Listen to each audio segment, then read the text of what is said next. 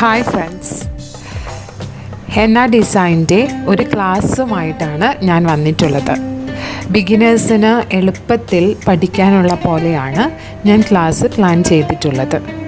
അതുകൊണ്ട് തന്നെ basic henna elements ആണ് ഞാൻ ഈ വീഡിയോയിൽ ഉൾപ്പെടുത്തിയിരിക്കുന്നത്.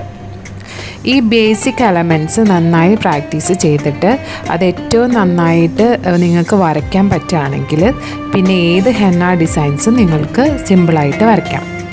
അപ്പോൾ നമ്മുടെ ആദ്യത്തെ ലക്ഷ്യം ഈ കുഞ്ഞു കുഞ്ഞു എലമെൻറ്റ്സ് എങ്ങനെ എത്രയും നന്നായി വരയ്ക്കാമെന്നാണ്. ബിഗിനേഴ്സിന് ഹെന്ന കോണുമായിട്ട് ഒരു പരിചയം വരാൻ ഏറ്റവും നല്ലത് ലൈന് വരച്ച് പ്രാക്ടീസ് ചെയ്യുന്നതാണ്. ലൈന് വരയ്ക്കുമ്പോൾ സ്റ്റാർട്ടിങ്ങിൽ മാത്രമേ കോണ് സർഫേസിൽ മുട്ടിക്കുന്നുള്ളൂ. അതിനുശേഷം കോൺ അല്പം ഉയർത്തി വരയ്ക്കണം. സ്ട്രെയിൻ ലൈൻ വരയ്ക്കുമ്പോൾ സ്റ്റാർട്ടിങ്ങിൽ നമ്മൾ എത്ര പ്രഷറും സ്പീഡും ആണ് കോണിൽ കൊടുത്തിരിക്കുന്നത് അത്രയും സ്പീഡും പ്രഷറും അവസാനം വരെ ഒരുപോലെ കൊടുക്കാൻ നമുക്ക് കഴിയണം. അപ്പോൾ നമ്മുടെ ലൈന് ഒരേപോലെയുള്ളതാവും.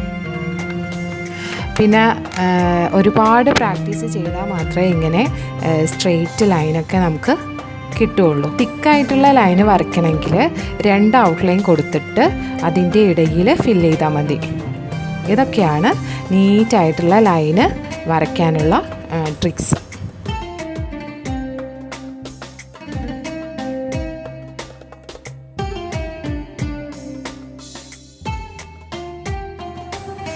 രണ്ടാമതായി ഡോട്ട്സ് ആണ്.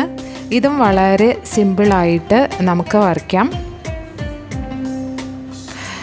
ഡോട്ട്സ് വരയ്ക്കുമ്പോൾ നമ്മൾ ഒരിക്കലും കോണ് സർഫേസിൽ മുട്ടിക്കരുത്.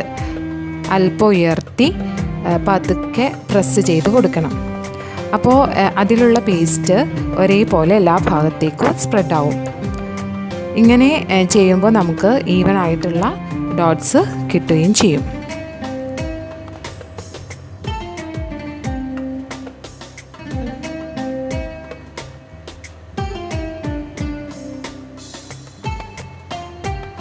പിന്നെ വേറൊരു കാര്യം, പല സൈസിലുള്ള ഡോട്ട്സ് ഒരു ലൈനിൽ വരുമ്പോൾ അതിന് വേറൊരു ഭംഗി കൂടി ഉണ്ടാവും. ഈ അറബിക് ഡിസൈനിലൊക്കെ ധാരാളം ഈ ഡോട്ട്സ് ഉപയോഗിച്ചിട്ടുള്ള ഡിസൈൻസ് നമുക്ക് കാണാം. അറബിക് ഡിസൈൻസിലൊക്കെ ഒഴിച്ചുകൂടാനാവാത്ത ഒരു എലമെൻ്റാണ് ഡോട്ട്സ് തന്നെ വേണം പറയാൻ.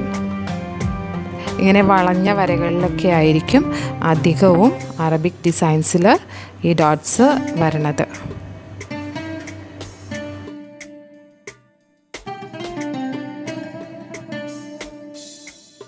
നെക്സ്റ്റ് ഹംസ് ആണ്. ഇന്ത്യൻ ഹെന്ന ഡിസൈൻസിൽ ഈ ഒരു എലമെൻറ്റ് കുറേ സ്ഥലത്ത് നമുക്ക് കാണാൻ സാധിക്കും.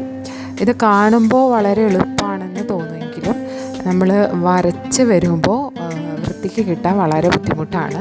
കാരണം ഇത് ഒരേപോലെയുള്ള ഹൈറ്റും പിന്നെ അത് തമ്മിലുള്ള ഡിസ്റ്റൻസും ഒരുപോലെ വന്നിട്ടില്ലെങ്കിൽ കാണാൻ ഒരു ഭംഗി ഉണ്ടാവില്ല. അപ്പോൾ ഒരുപാട് തവണ ഇത് നമ്മൾ പതുക്കെ പ്രാക്ടീസ് ചെയ്താൽ മാത്രമേ നമ്മളുടെ കൈക്ക് ഇങ്ങനെ ഒരു വഴക്കം കിട്ടുകയുള്ളൂ.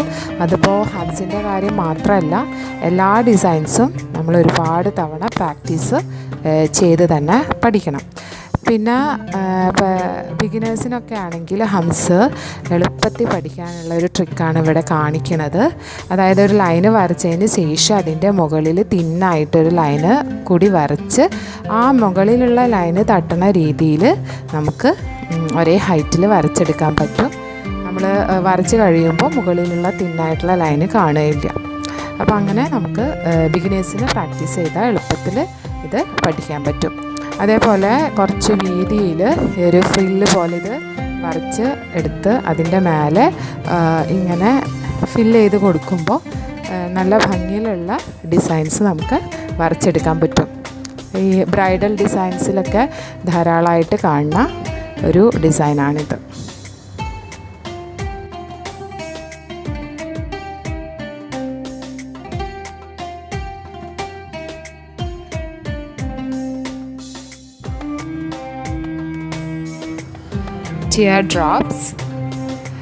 ടിയർ ഡ്രോപ്സ് വരയ്ക്കുമ്പോൾ നമ്മൾ ഡോട്ട്സ് വരച്ചതുപോലെ തന്നെയാണ് ഡോട്ട്സ് വരച്ചപ്പോൾ സർഫേസിൻ്റെ മുകളിൽ പിടിച്ച് നന്നായിട്ട് പ്രസ് ചെയ്തിട്ട് പിന്നെ അത് താഴേക്ക് ഡ്രാഗ് ചെയ്യണം.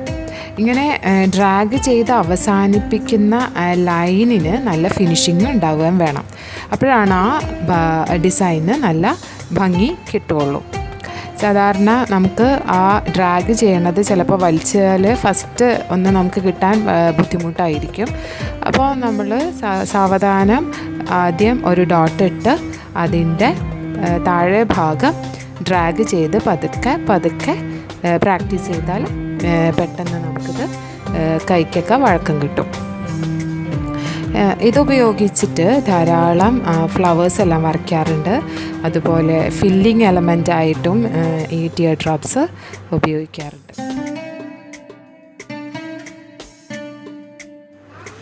നെക്സ്റ്റ് എലമെൻ്റ് സ്വിർൽസ് ആണ്.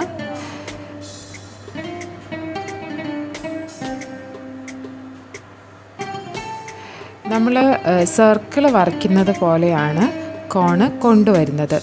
എന്നിട്ട് അറ്റെത്താറാവുമ്പോൾ കോണിനെ ഉള്ളിലേക്ക് കൊണ്ടുവന്നിട്ട് ഉള്ളിലൊരു സർക്കിൾ ഫോം ചെയ്യണം. അങ്ങനെ ആ സർക്കിൾ ചെറുതാക്കി കൊണ്ടുവന്ന് ഉള്ളിൽ ഒരു വലിയ കുത്തിട്ട് കൊടുക്കണം. ഈ ഡോട്ട് ഒഴിവാക്കിയാലും ഇത് ചെയ്താൽ ഭംഗിയുണ്ടാവും. ഈ സ്വെൽസ് ഹെന്ന ഡിസൈൻ നല്ല ഒരു ഫില്ലിംഗ് എലമെൻറ്റ് കൂടിയാണ്. സ്വെൽസ് ഉപയോഗിച്ച് ധാരാളം ഫ്ലവേഴ്സൊക്കെ നമ്മൾ കാണാറുണ്ട്. ഹംസ് വെച്ചിട്ടുള്ള ഏറ്റവും കോമൺ ആയിട്ടുള്ള ഒരു ഫ്ലവറാണ് ഇവിടെ വരയ്ക്കുന്നത്.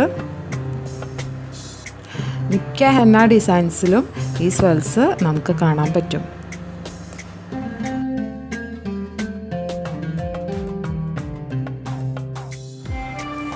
അടുത്ത എലമെൻറ്റ് വൈൻസ് ആണ്. പലതരത്തിലുള്ള വൈൻ എലമെൻറ്റ് വരയ്ക്കാം. അതിൽ ഒരു തരത്തിലുള്ള എലമെൻറ്റ് മാത്രമാണ് ഞാനിവിടെ വരയ്ക്കുന്നത്.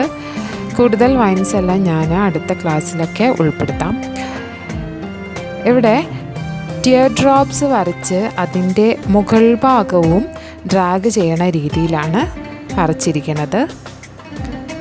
ഞാൻ പറഞ്ഞല്ലോ, നല്ല പോലെ പ്രാക്ടീസ് ചെയ്യുകയാണെങ്കിൽ നമുക്ക് നമ്മുടെ മസിൽ മൂവ്മെൻറ്റ് കറക്റ്റാക്കിയിട്ട് ഇതൊക്കെ ഇങ്ങനെയുള്ള ഡിസൈൻസൊക്കെ പെട്ടെന്ന് തന്നെ വരച്ചെടുക്കാൻ പറ്റും.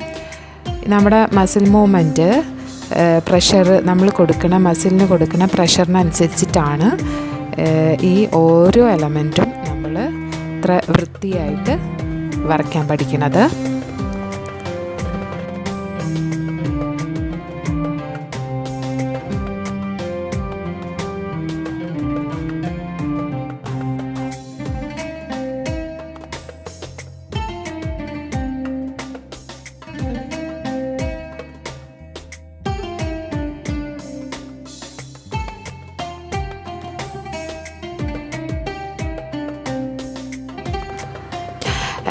സ്ട്രെയിറ്റ് ലൈനിലുള്ളതുപോലെ തന്നെ വൈൻസ് കർവ്ഡ് ലൈനിലും വരയ്ക്കാറുണ്ട്.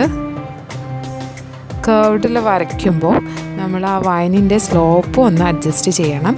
സ്ട്രെയിറ്റ് ലൈന് വരയ്ക്കുന്ന മാതിരിയല്ല, അതിൻ്റെ സ്ലോപ്പ് ഒന്ന് ശ്രദ്ധിച്ച് വരയ്ക്കണം. ലൈനിൻ്റെ 45 ഡിഗ്രി ആംഗിളിലാണ് എപ്പോഴും വൈൻസ് വരച്ചു കൊടുക്കേണ്ടത്.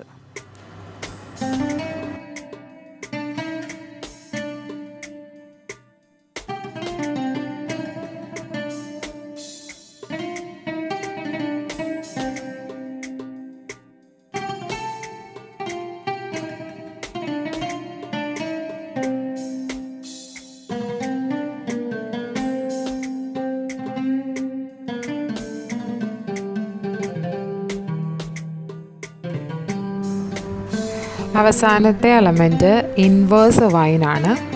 കാണുമ്പോൾ വരയ്ക്കാൻ ബുദ്ധിമുട്ടാണെന്ന് തോന്നുമെങ്കിലും നമ്മൾ വരച്ച് വരുമ്പോൾ വളരെ എളുപ്പമുള്ളൊരു എലമെൻറ്റ് തന്നെയാണിതും. അപ്പോൾ ഇത്രയൊക്കെയാണ് ഇന്നത്തെ ഹെന്ന ഡിസൈൻസ് ക്ലാസ്സിൽ ഞാൻ പറയാൻ ഉദ്ദേശിച്ചിട്ടുള്ളത്. ബേസിക് ഹെന്ന എലമെൻറ്റ്സ് ആണ് ഇതൊക്കെ. ഈ ഓരോ എലമെൻറ്റും നന്നായി പ്രാക്ടീസ് ചെയ്ത് അതിൻ്റെ ഫിനിഷിംഗ് പോയിൻറ്റിലേക്ക് എത്തിച്ചാൽ ഏതൊരു ഹെന്ന ഡിസൈന് നമുക്ക് എളുപ്പത്തിൽ വരയ്ക്കാൻ പറ്റും. അപ്പോൾ എല്ലാവരും ഇങ്ങനെ ചെയ്ത് പ്രാക്ടീസ് ചെയ്ത് നോക്കുക. എല്ലാവർക്കും ഈ വീഡിയോ ഇഷ്ടപ്പെട്ടെന്ന് കരുതണം. എൻ്റെ വീഡിയോ ഇഷ്ടപ്പെട്ടിട്ടുണ്ടെങ്കിൽ അതിൻ്റെ കമൻസ് എല്ലാം നിങ്ങൾ തരണം. പിന്നെ ലൈക്ക് ചെയ്യണം, ഷെയർ ചെയ്യുക. സബ്സ്ക്രൈബ് ചെയ്യാത്തവരാണെങ്കിൽ സബ്സ്ക്രൈബ് കൂടി ചെയ്യാം. ശരി, അടുത്ത വീഡിയോയിൽ നമുക്ക് കാണാം. ബൈ.